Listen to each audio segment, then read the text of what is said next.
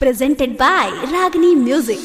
अरे ये डॉक्टर साहब देखी ना बड़ी बुखार बा।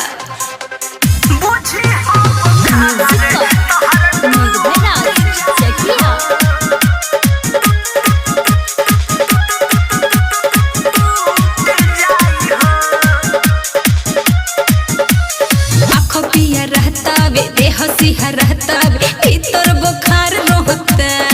अरे देखी ना बुझाता नस बैठल जाता। आँखों पिया रहता वे देह सिहा रहता वे भीतर बुखार रहता। साचो जुगा रहता वे कुछ ना बुझाता वे लोगे दूसर कहता। ऐसन का अब होता ना दुख बरता से लगता दम टूट जाई हो। सुई लगाए पसेना छूट जाई हो तो तू बुझी हो बुखार तहर टूट जाई हो सोना। सुई लगाए पसेना छूट जाई हो तो तू बुझी हो बुखार तहर टूट जाई हो। नाचो में अपनी रिकॉर्डिंग स्टूडियो में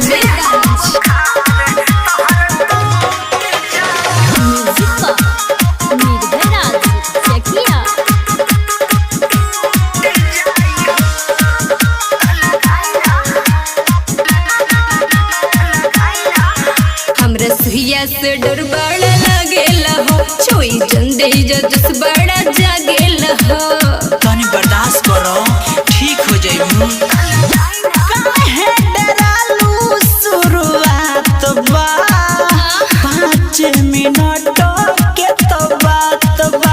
हमरा सुइया से डर बड़ा लागेला हो। छोई जंदे जस बड़ा जागेला हो। केहू देख सुताले हमारे इज्जतिया लूट जाई हो।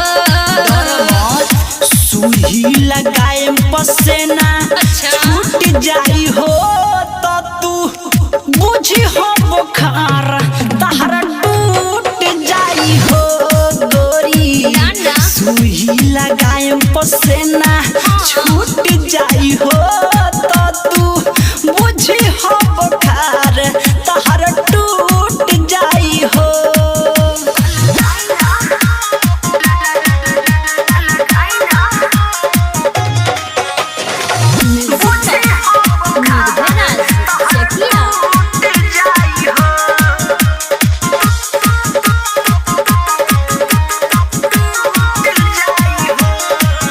सोनी एमडी काला मुँह लगाइयाला हमर गरम मुदहिया होता।